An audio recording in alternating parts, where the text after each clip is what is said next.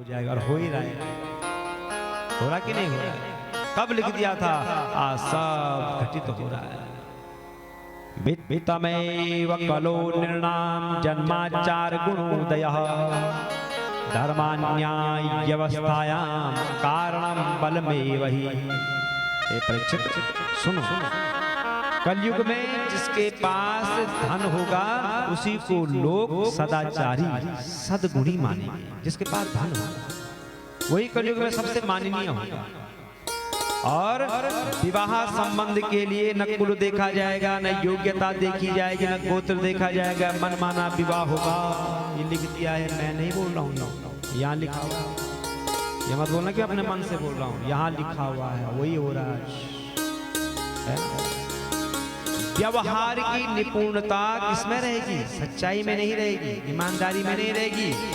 जो जितना छल कपट करेगा, जो जितनी चाटुकारिता करेगा, उसको ही व्यवहार कुशल माना जाएगा कलयुग में। अरे ये बहुत अच्छे हैं। ईमानदार होगा, नहीं नहीं ये कुछ नहीं जानता। सच्चा व्यक्ति होगा, नहीं नहीं ये कुछ नहीं जानता है। और जो छली होगा, कपटी होगा, अरे बहुत अच्छे इंसान है। ब्राह्मणों की पहचान क्या होगी? विद्वता से नहीं होगी, योग्यता से नहीं होगी। जिसने जनेऊ धारण किया वही ब्राह्मण माना जाएगा। बस जनेऊ पहनो और ब्राह्मण बन जाओ। आवृत्यान्याय दौर्बल्यम पांडित्ये चापलम वचः। और परीक्षित सुनो, कलयुग में एक और बात, कलयुग में जो घूस या धन खर्च करने में असमर्थ होगा उसे अदालतों से ठीक ठीक न्याय भी नहीं मिलेगा। ये भागवत जी में लिखा हुआ है, पढ़ लेना, ठीक है। और जो जितना पैसा खर्च करेगा उसको न्याय मिल जाएगा। और जो बोल चाल में सबसे ज्यादा होगा वही कलयुग में पंडित माना जाएगा। पंडित सोई जो गाल बजावे, वही पंडित माना जाएगा।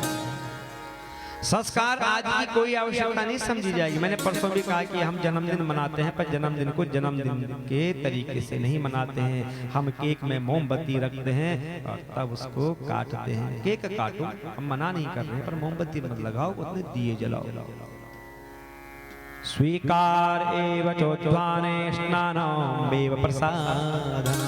और परीक्षित, बाल संवार कर सुंदर कपड़े लत्ते पहनना ही कलयुग में स्नान माना जाएगा। कपड़े पहन लिए, बाल संवार दिए तो समझो कि स्नान हो गया है। दूरे वापयनम तीर्थम लावण्यम केशधारणम उदरम भरता स्वार्था सत्यत्वे राष्ट्रयमेवहि। और परीक्षित, लोग क्या करेंगे कलयुग में? दूर के तालाबों को ही तीर्थ मानेंगे। जो दूर के तालाब होंगे, तालाब की बात करी है, तीर्थों की बात नहीं करी है।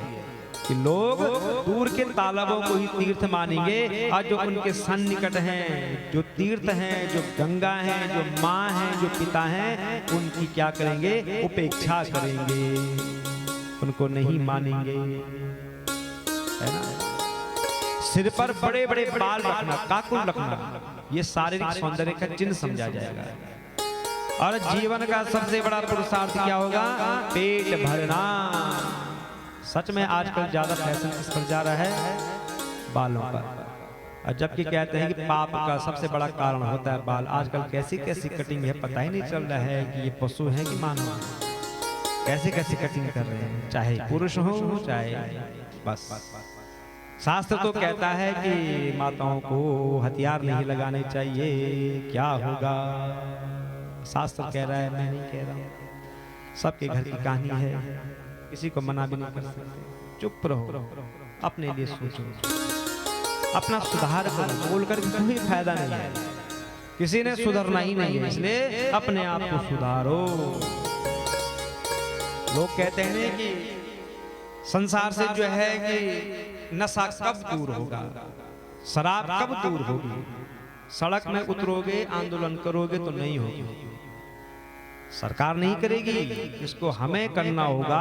अपने घर से पहले पहल करो कि हमारे घर में शुभ कार्य है, अगर आपको ये चाहिए तो भैया मत आओ, धन्यवाद, कभी मत आओ, ऐसा आपकी जरूरत नहीं है, ऐसा। तब जा जाके हमारा समाज सुधर सकता है।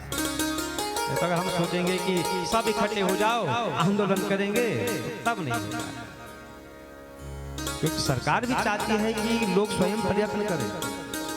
हम सब चीज यदि सरकार पर ही छोड़ेंगे तो कहाँ होगा, सरकार कितना करेगी, तो देश को संभालेगी, हम लोगों को संभालेगी, हमें भी तो करना है भाई। अगर हम सही ढंग से रहें तो सच में कह रहे हैं, हमारे जो ये सैनिक हैं, हमारे जो पुलिस वाले हैं, वो बेचारे भी जो है कि सुख से रहेंगे, तो वो भी कितने परेशान होते हैं, कितनों के जो है कि कहीं चोरी हो रही, कहीं कुछ हो रहा है। अगर हम सही मार्ग पर रहेंगे तो सच में दरवाजे बंद करने की आवश्यकता ही नहीं होती, पर हमको पहले स्वयं में सुधरना होगा। तो कहते हैं कि पुरुषार्थ क्या होगा, पेट भरना, बस ये पेट भरना चाहिए। यशोर्थे धर्म सेवनम, और धर्म का सेवन किस लिए होगा, केवल अपने यश के लिए होगा। इस प्रकार ही परीक्षित सारी पृथ्वी पर दुष्टों का बोलबाला हो जाएगा, फिर राजा होने का कोई नियम नहीं रहेगा। राजा अत्यंत निर्दय होगा, क्रूर होगा, लोभ इतना ज्यादा हो जाएगा कि उनमें और लुटेरों में कोई भी अंतर नहीं समझा जाएगा। हे राजन, कभी वर्षा होगी तो कभी सूखा पड़ जाएगा, कभी कड़ाके की सर्दी पड़ेगी तो कभी पाला पड़ेगा, कभी आंधी चलेगी तो कभी बाढ़ आएगी, कभी अधिक गर्मी होगी, आपस में उत्पात होने लग जाएगा।